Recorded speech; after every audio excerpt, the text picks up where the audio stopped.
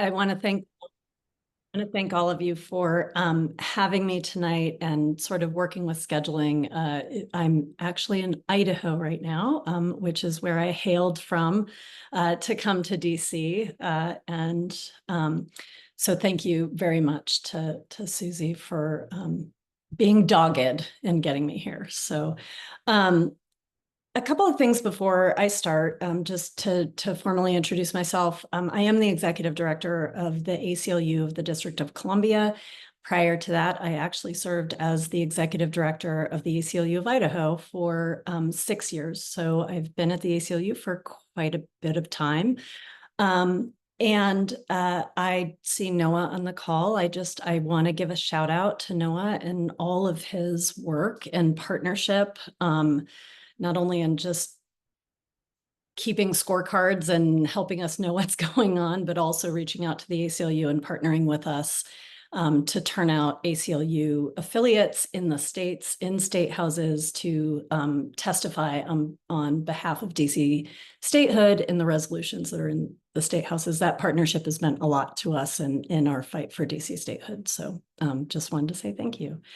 And then one last thing to share with the group. I think that last question was such an interesting question about DC statehood and what it means to the region. For those of you who don't know, the Metropolitan Council on Governments actually supported DC statehood. And one of the conversations that they had was what it meant to have regional support as actually a region, and to not having DC statehood and not having full representation in Congress is like having a two-legged stool. That third leg is sort of broken. So for those of you who know, we lost sort of COVID funding, and it's not something that affected just us here in DC. It was sort of a regional impact. And so just something to consider in the conversations about the impact on the region and what DC statehood means, rather than combining us all together. So sorry, this is what you get when someone joins your calls a little bit early. So this is so welcome. And never too many times to make the point around like the actual like monetary and direct relevant impact to everybody in DC of the lack of statehood. It does seem to be like a challenge that we have where it just feels sort of amorphous or like, oh, it's a problem like in theory, but not in practice. When if you look closer, it's very truly impactful in practice in so many ways. And I think that's almost like a perfect segue into sort of Project 2025 and DC statehood and what it actually means to the residents of DC in a way that is very different than we might see in the rest of the country. I'll preface this talk with in my standard. The ACLU writ large and the ACLU of DC are a nonpartisan organization. We do not endorse candidates. So that is the context in which we're talking about this, even though I'm talking to Democrats. So essentially, starting with Project 2025, and I'll sort of start with that, sort of drill down a little bit into DC and what it means for us, and also DC statehood, and then also what the ACLU is doing nationwide and here in the District of Columbia to prepare us for either administration. So when we're talking about Project 2025, people have been using it sort of as a shorthand for the 900-page document that is a policy agenda put forth by this organization. But to really understand the depth of concern about Project 2025, it's important to understand it has 4 different pillars. So that 900-page document is just sort of the gateway into some of the problems that we could be facing. So you have that policy agenda. You then have a presidential administration academy. So Project 2025 has all of these sort of conservative groups, one of which is the Institute for Justice that already has a training academy. And so this Education and Skill Building Academy would provide certifications to, quote, aspiring appointees with the insight, background, knowledge, and expertise in governance to immediately begin rolling back destructive policy and advancing conservative ideas in the federal government. This is important because the next pillar in the Project 2025 is a presidential personnel database. And the database essentially is of trained and vetted personnel to implement the policy agenda. And so this sort of one flows from the other in a preparation to sort of have not only an agenda and a roadmap, but also sort of an employee base that would help carry out that agenda. And then finally, there is a 180-day playbook. So instead of culling through a 900-page document and figuring out how you're going to do it, they've also created a 180-day playbook. And so I'm sort of laying all these out because I think there's a shorthand for Project 2025 that is just that 900-page document, which can feel pretty theoretical and feel like it might take a little bit of time, even if they did get into the administration. And I'm using they, but they try to separate themselves. The Trump is running, whether it's a conservative other person, apparently.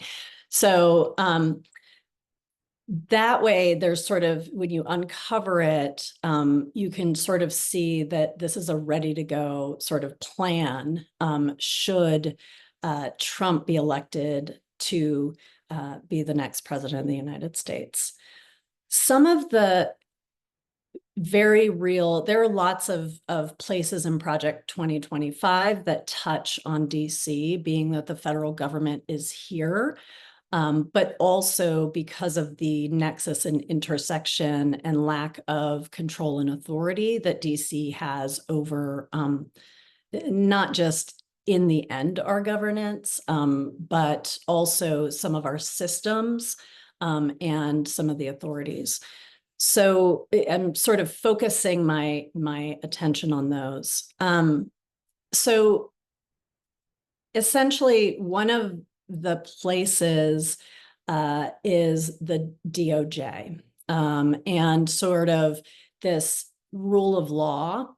And Project 2025 would attempt to enhance federal focus and resources on jurisdictions with rule of law deficiencies, as they put it.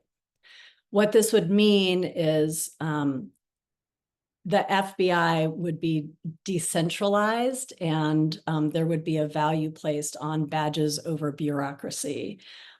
Very specifically, there is a call to use federal law to bring charges that local jurisdictions have on their books. So instead of bringing it in like state court, you bring it under federal law. And so in DC, we're in this interesting position where already the US Attorney's Office prosecutes felony crimes here in the district. And so, you know, the question remains, would they attempt to take over everything that we have control over right now, which would be misdemeanor offenses? And then how else would they expand that jurisdiction? There's also initiating legal action against local officials. So we know how congressional members and the president feel about crime in DC and some of the laws that have been passed through our DC Council. There would be an increase in sentencing laws. And then really important for DC, because we've seen this before, would be the enforcement of the death penalty that they would be calling for. So if folks remember, way back when we overturned the death penalty in the District of Columbia, then Congress actually made the residents of DC put it on a ballot and vote again to put it back on the books, which DC residents did not want to do. So those are some of the sort of enhancing the federal focus. But also in DOJ, there is this recommendation that DOJ and line attorneys engage in litigation consistent with the president's policy agenda. So what you're starting to see here is sort of a combining of DOJ as an arm of the president's policy agenda, rather than adherence sort of to the legal precedent and to the law, which under a Trump administration was one of the things that Trump sort of butted up against, was a DOJ that wouldn't follow through on some of the things that he wanted to follow through on.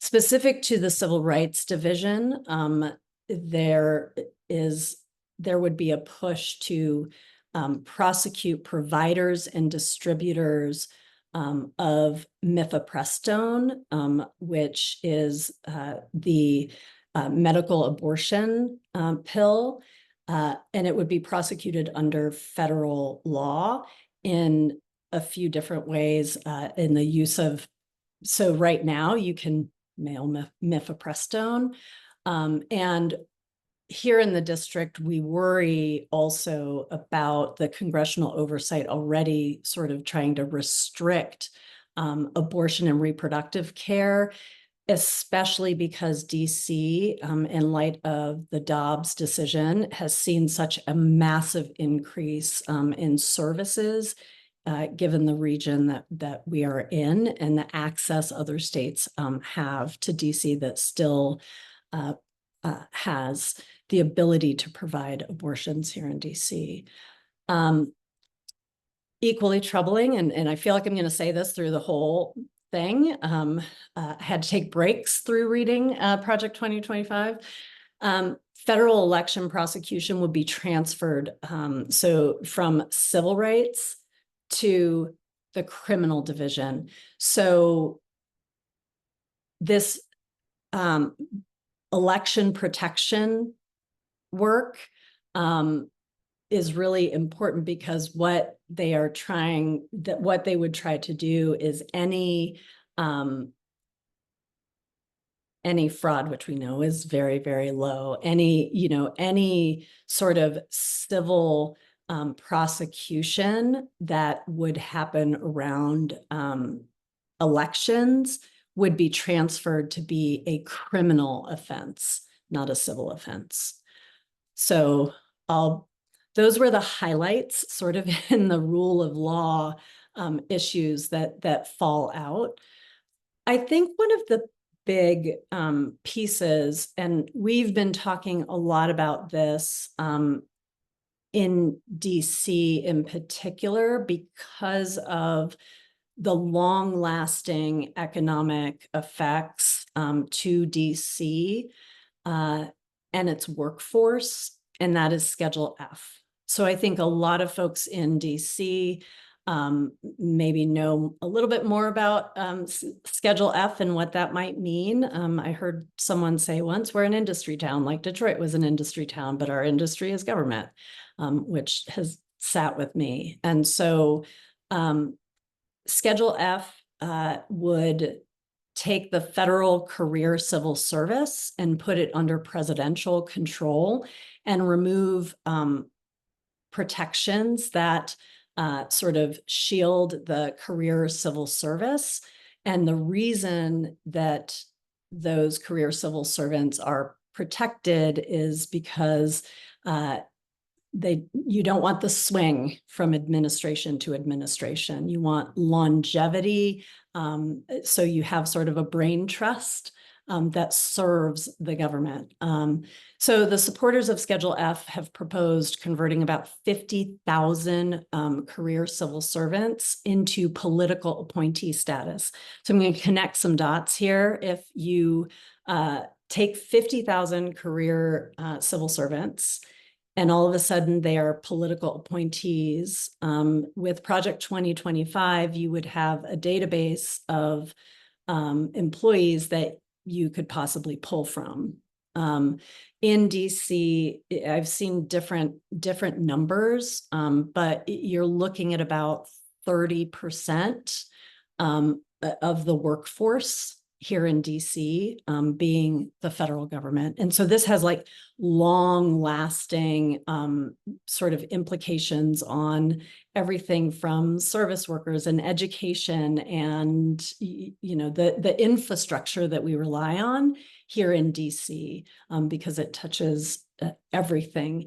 So there, not to mention the impact on our government and our democracy in whole, but here in DC.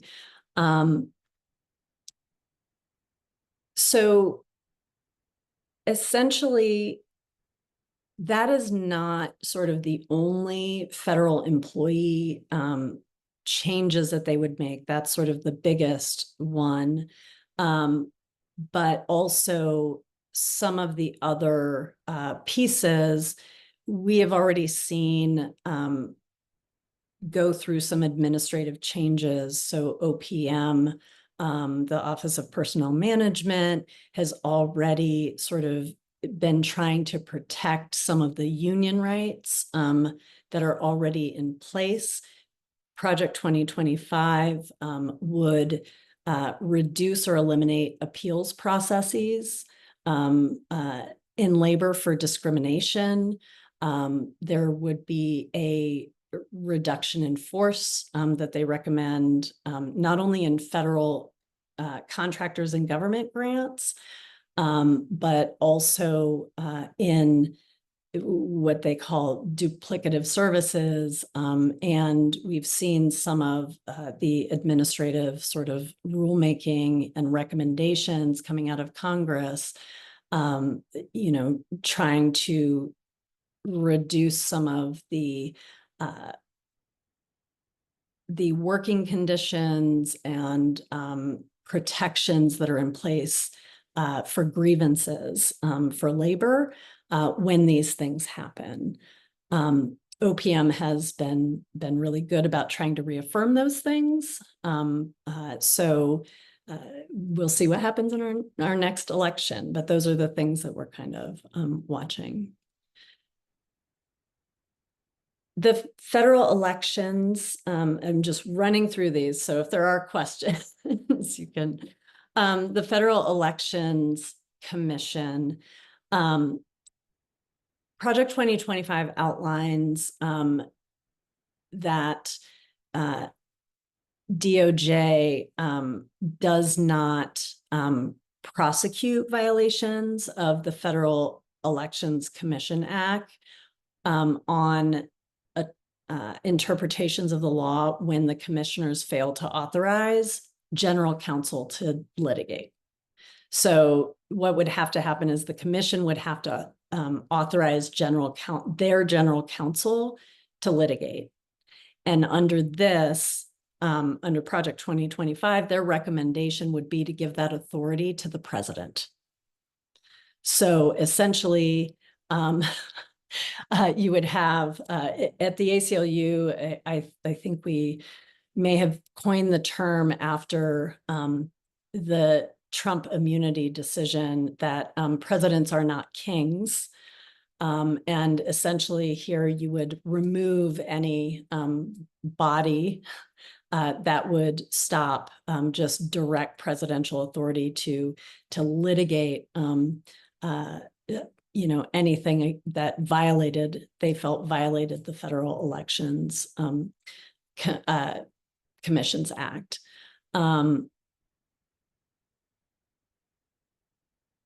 they would vigorously oppose some of the pieces of legislation that are currently in front of Congress, which I'm incredibly happy to see has been sort of pushed as a package now by over 260 democracy groups, which is the John Lewis Voting Rights Act, the For the People Act, the Native American Voting Rights Act, and now they have added DC Statehood to that package, with the understanding that, we cannot continue to call ourselves a democracy, and we cannot say we actually care about voting rights unless we actually fully enfranchise the 700,000 residents of DC. So that is part of the Federal Elections Commission piece within there. And so those three main pieces are the ones that sort of jump out in sort of voting, election protection, Schedule F, and like the impacts on DC itself, because we feel like that would happen rapidly. For those of you who remember, that last executive order was the one on Schedule F that Trump put in place, and then Biden, it was the first one he overturned.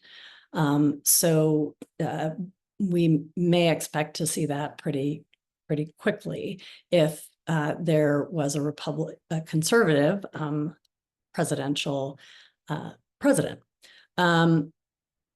So what is the ACLU sort of doing, which may be interesting to this group too, because it's a set of some of it is a set of resources. So nationally, there is an explainer on the national website that outlines Project 2025 and some of the issues that the ACLU is working on. It also has several, in each piece has ways that you can take action on those issues. And then what I find incredibly helpful is across the ACLU, policy folks and lawyers, which is what we specialize in, got together and they sort of looked at the record. They looked at the issues, both of Vice President Harris and then former President Trump, and put together a series of about 13 memos, one set on Harris, one set on Trump. And it details the civil liberties and civil rights challenges presented by both candidates, and opportunities which are skewed on one side that we might have under these two candidates. And it also provides a roadmap for how we will fight to preserve and expand the freedom for all people. So some of those things are going to court. We do that well. We are in our election protection period right now. And so we're already seeing our sort of litigation arm that was active in the last election gearing up now. Additionally, we have taken those lessons that we've learned from the last election, really synthesized them across the network, and really focused in on not only battleground states, but states at the vanguard, blue states. What can blue states do? Because they may be able to sort of push some policies that would reinforce some of the things that are already on the books, or past proactive civil rights or civil liberties legislation to hold sort of that vanguard. Our national office is also working with congressional members to enact policy solutions.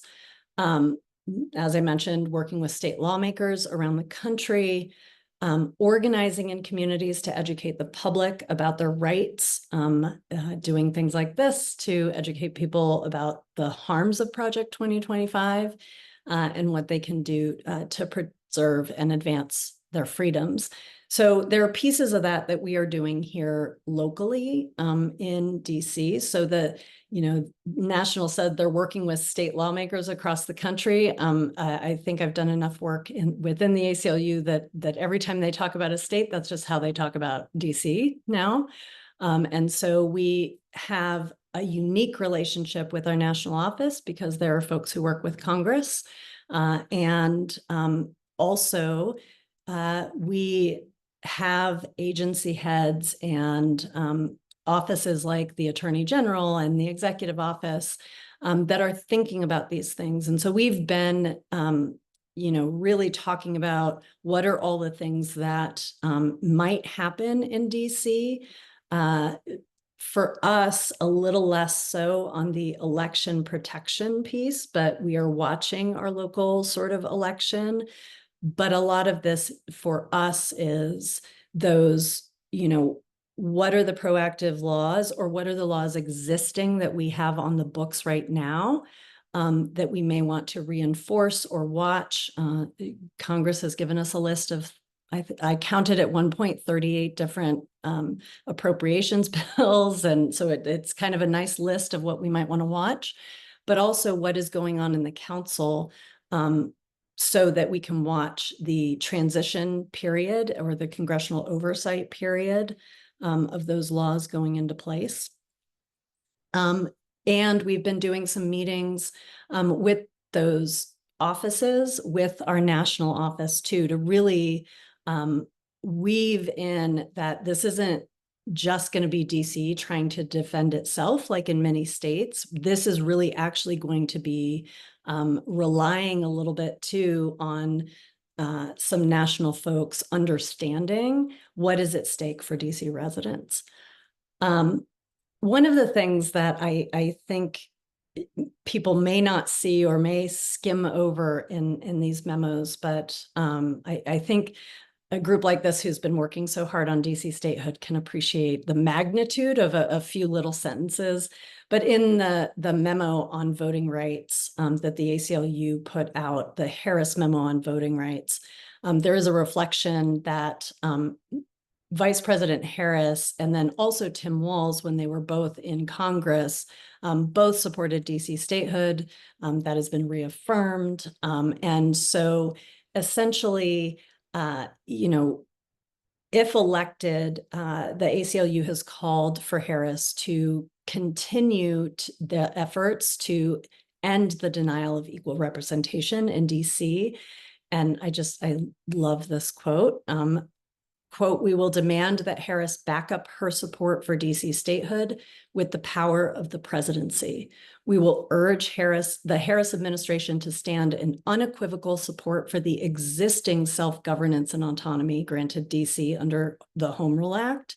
And in line with this, we will further urge the Harris administration to veto any legislation that seeks to overturn laws passed by the DC government," end quote.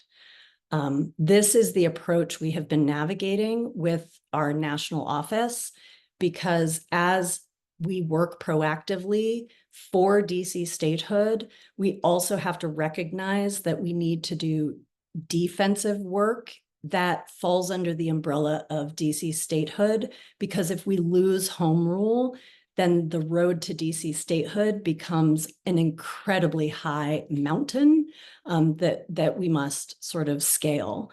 And so that's how we sort of look at statehood here at the ACLU of DC and at the ACLU. So those are some of the things that we are doing. We also here in the district are working on some specific things like know your rights trainings, not only locally for folks, but also in 2016, one of the things we did was put together a demonstration guide and send that out nationally.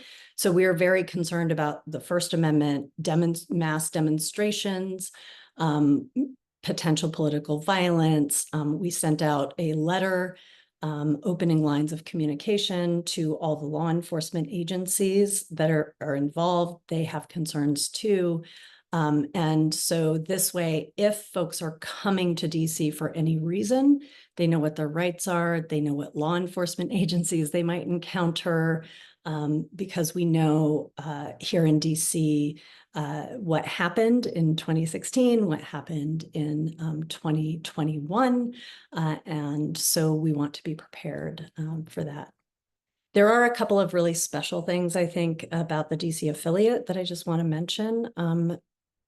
Here in DC, because the district court is here, our affiliate is on many national legal cases with the ACLU. So Shelby versus Holder, you will see our affiliate on that case, big voting rights case, unfortunate voting rights case. And we are fortunate enough that one of our staff attorneys has a majority of his time will be helping our national voting rights program with their litigation as they are ramping up. And it gives us the opportunity to talk about voting, talk about DC, and the importance of ensuring not only the vote for DC, but the way we get there also is by ensuring the vote for the rest of the country. And then additionally, I heard someone, I think it was James, talk about folks going to battleground states for election protection. And I talked about sort of the ACLU looking at vanguard states and battleground states, and the beauty of having an ACLU network of folks is being able to pull some of those resources and help other state affiliates in some of their campaigns. So Missouri has an abortion amendment on their ballot. And that is sort of one of the pieces of work. But then there are also states like Nevada that have very robust election protection pieces in place. And so we're looking not only at presidential sort of campaigns, but in the places where there are very contentious congressional campaigns that are going on too. So that seems like 30 minutes of just me talking about things. So I love conversation. So I'd love to hear some questions or comments. That was a fantastic overview, especially because you're trying to compress down the impact of 900 pages. One reflection that I just have in hearing all of that is like, it's obviously horrifying in so many ways. There's also a little bit of like a silver lining of, well, they've just put it out there. So they've made transparent what could have been behind the scenes plans and hidden, and we'd have to guess at them. And now like we see their playbook. One question I might have is, how has that changed the strategy in protection, like, or defense or offense on any of these areas now that you have it spelled out? I'd like to say it's 7:32, and traditionally we stop at 7:30, but because we have this distinguished guest calling in from Idaho, we should continue this discussion for a little while longer, if that's okay with everyone.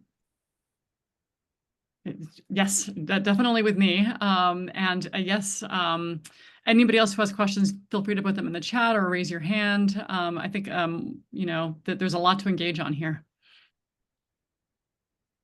But if you have a chance to answer the question, how has it changed your strategy, if at all, having so much transparency into this pretty extreme agenda?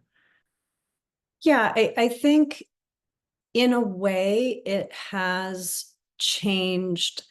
What's interesting is some of the roadmap we already knew. And so some of the things that I didn't talk about, but you know, we have concerns here in the district too. So using as an example, sort of mass deportations, right? So that is something that has not been a secret. But the beautiful thing, so, you know, we were already thinking like, okay, how would that happen? That is an issue that a lot of ACLU affiliates work on. We actually have a border project in a couple of states that specialize in this issue. And that was sort of like shooting in the dark, right? Like, how would they do this? The beauty about a playbook is they line out exactly how they're going to do it. And so there's sort of like a shortcut to figuring out what then we might want to put in place, or the conversations that we might need to have, or some of the groups that we might want to connect with. So that is sort of a good proactive piece of it. It saved us a lot of time when looking at these things.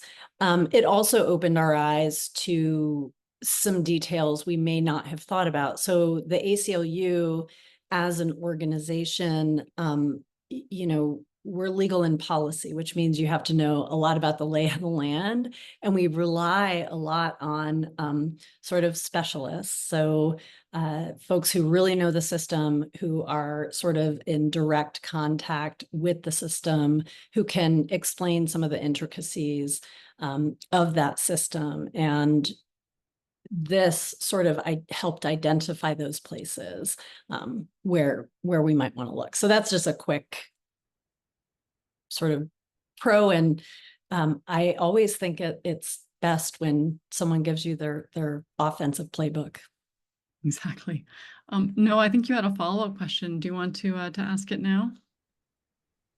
Sure. I think Monica actually was kind of answering that. The only thing I was just adding was, you know, are there techniques that we have not seen yet that we may not be prepared for, other than the regular disapproval resolutions, the budget riders, things like that, that we can actively prepare for this time now that they've laid out their playbook?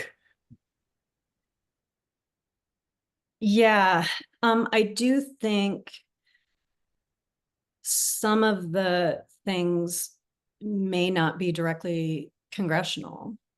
And so I think when you look at things like prosecution of local officials, if that happened, what you would have is potentially our entire DC council, you know, under criminal prosecution. So what happens then? You know, there is the sort of statutory, right? Like to take over DC, like, or take over MPD, right? So the federalization of our law enforcement agency coming underneath the president. And so while it might not be directly on our policies, it has such a huge impact in there too, of what we as the residents of DC would have to deal with, that think of it as like a scattershot approach, which I think we felt in the first Trump presidency, right? Like if you make someone fight 100 fires all at once, it's a little overwhelming to try to keep doing that. And so I think that's what you'll see, instead of sort of like a focused, you know, here are the 3 buckets: riders, legislation, disapproval resolutions. There was another question that I'm going to sort of tack on to, and we try to be a very action-oriented group. And so maybe the question is like twofold. Like, what could we do in a Harris presidency, knowing that this playbook is out there? And what could we do in a, I can't even say the words out loud, like Trump presidency, knowing this playbook is out there? Yeah, I think I'll end on the higher note.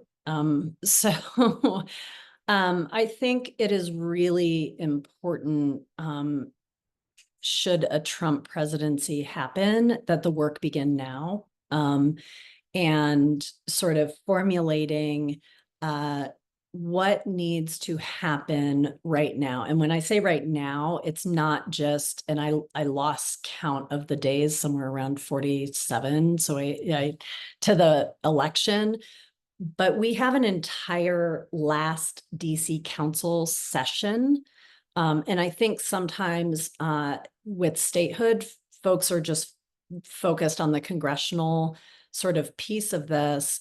And really, we have this piece of self-governance right now. And it's really important to ensure that our existing laws stay on the books, and some of the pieces of legislation that are being put in place in order to do things like protect digital privacy, which has massive effects from immigration to reproductive health care to your health to, think about all the digital records. We want to make sure that if that is passed at the end of the council session, that it gets through the review period. And so I think that is one way to get involved and sort of do the defensive work for us that is going to need to be done.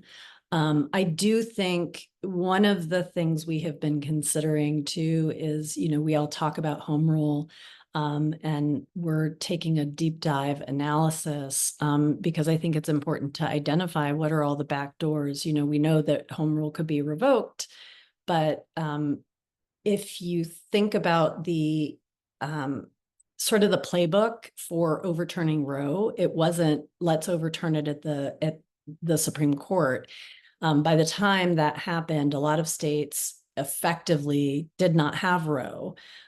So there was parental consent, there was mandatory ultrasounds, there was waiting periods. So when you think about home rule, where are all of these wedge issues that could be taken away that by the time, they just tried to, if Congress actually fought to keep home rule, what else have they done to it to sort of back it out? So those are a couple of things to think about getting active now on that, in addition to the standard everyone should be talking to everyone they know, and the importance of protecting what we have, and congressional members standing up for voting and our self-governance, and being vocal, and sort of pointing out the hypocrisy, because a lot of the folks who are for voting rights in Congress somehow disappear when disapproval resolutions show up.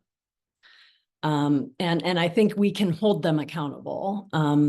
So that's the if a Trump presidency would happen. Harris gives us much more opportunity. And I do think one of the things is this package of voting rights. I think that really even the messaging for us as a statehood movement to sort of be on equal footing with such major pieces of congressional legislation is really important. I do think that the work will also be to sort of coalesce around messaging and really getting real about some of the questions that folks have had about statehood that we still need to answer. And there is the Statehood Research DC group has been doing some really great research around things like, well, what would happen to our criminal justice system? How much would that cost us? Folks are right now, students who graduate from DC high schools get in-state tuition, across the United States. There are concerns, and these are things that DC residents are concerned about, not questions that we would have to answer to the rest of the country. And so I do think that we need to start wrestling with those, because those are the conversations that people are going to talk about, and different congressional members will lift up and sort of use. And what we need to do is clear the pathway for statehood to happen. Thank you so much for both for ending on the positive note and for those words about holding members of Congress, asking them to raise their voices up, but also holding them accountable for their votes that against DC. Like, it's important to support democracy in all actions, right? Not just when it's politically expedient for them. Those are obviously my own words, but Susie, you have a last question for us? We do want to let Monica go soon. Oh, because okay. she's working in Idaho.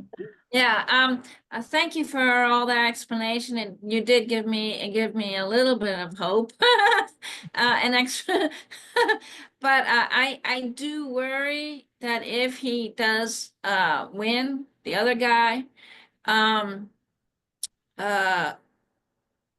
the immediate effect for an individual living in DC. I mean, I can see the effect of changing a federal employee status from one to the other. It could affect, in my point of view, your checks from Social Security, your checks from disabilities, your checks from wherever, whatever it is. I could see that being affected right away if they change the federal personnel. That's what came into my mind. And I thought, oh my, what else can they, would be affected to me personally? Because if I get a check from Social Security or whatever, and it's less than what I'm supposed to get, do I appeal? But if you can't appeal anymore. Do you understand what I'm trying to say? No, I understand completely. And I think you like seriously pinpointed why Schedule F and like that change matters so much to DC residents, because it is personal. It touches every single piece of our lives, much like, and I use the industry town sort of analogy, but you know, that was the same thing that happened in Detroit. It's, you start peeling back, you know, some of the sort of revenue generating, it taking out the folks who live in DC, know how the government operates, have been here, and also are part of our communities as well. And then what are the downstream effects that affect every resident of DC? It's like a compounding effect for DC residents. So thank you for the real life sort of worry. Monica, do you have time for one more question before we I close? do. A hand up. I do. I actually thought we were going to 8. So Oh, perfect. Then I see Gautami, your hand is up. Hi, yes, thank you. I'm so sorry. I know we're getting to the end of the session. I'm actually here on behalf of Georgetown University Student Democrats, and I wanted to ask what we can do as a student organization to help this effort. We have a lot of people who are very excited to organize around DC statehood. Yeah, so student groups are incredibly great. And so I feel a little like Noah's on the call. Noah has organized student groups for us, like I am. But I do think, you know, it is really important. Thanksgiving is coming up. And so we will have a guide for folks. Check your social media on how to talk to your family about DC statehood over the Thanksgiving break. That is actually one thing everyone can do. But DC student groups can do that. I do think also we do have a great website called DC Statehood Now that has much more in-depth information about how to talk about DC statehood. I do think here in DC, and particularly students that are organized, and I would imagine students in your group might come from other states. And while we as DC residents can go up to the Hill and request meetings, you know, the students from those states who are actual constituents are often heard in a different way than DC residents who don't have representation, but also that is not their representative. I remember at one point also, you know, a lot of folks are writing postcards right now. I know I've talked to lots of folks who are writing postcards to folks in Nevada and folks in other states. And I remember at one point there were some DC folks who collected postcards from constituents of those states and hand delivered them to offices. So there are many ways that are creative, but then there are also some very sort of tangible ways of getting involved, not only with the Democrats who are engaged in statehood, organizations like the ACLU. I know that there are other folks like Hands Off DC that does sort of reactive work, so responds to disapproval resolutions and congressional interference. So there are several different ways that are already have an infrastructure that you can tap into as well. And Yeah. as the co-chair of this community, I'm going to suggest 3 other ways.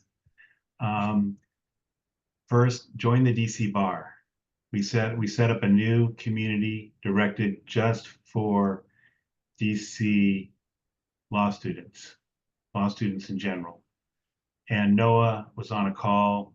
We had a program last week on DC statehood, and it was just directed at DC law students. So join us there. Second thing is you can do voter protection.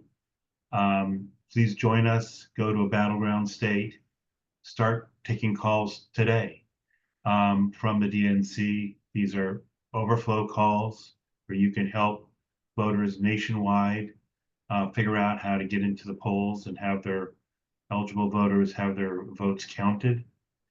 And thirdly, get on the bus with us and go to one of the battleground states and canvass over a weekend or a week or one day on a weekend between now and the election.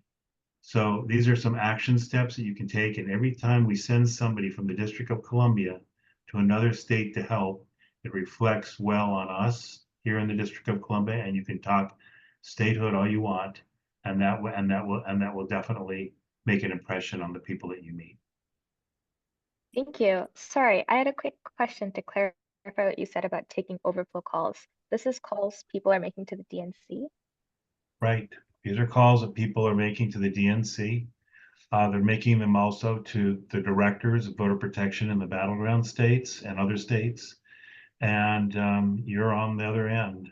You will have training and you'll know what to say, and most of them don't really even need a legal background. They're just like, where's my polling place? My polling place has disappeared. Why are there police out in front of my polling place?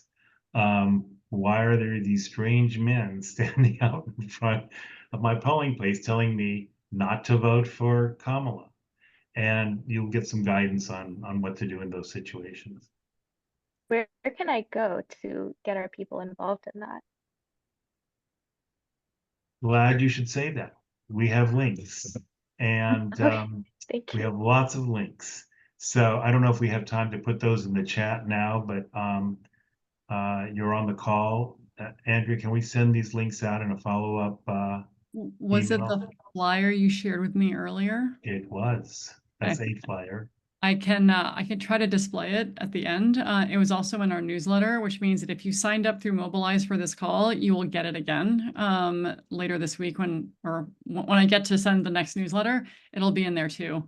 I don't see the link, but I see a QR code in it, and so you should definitely sign up. Thank you. And no, Katami, thank you so much for the question. It's our favorite question. Susie.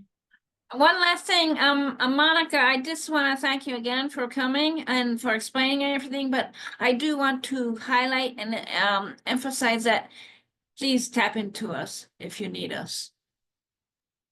Thank you. Yeah.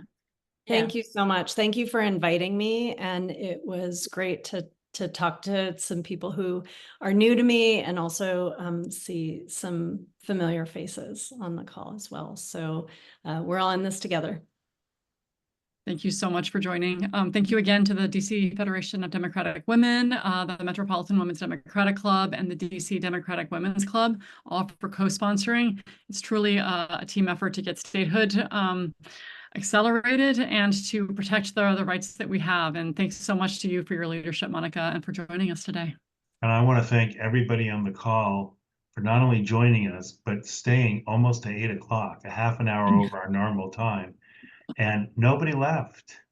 No. I've been looking at the participants and everybody stayed. So that's You've a got a great that's a speaker. sign of success. And nobody falls asleep and nobody leaves early. So thank you very much. Thank you so much. We look forward to continuing to fight together. Thank you. Bye. Thank you.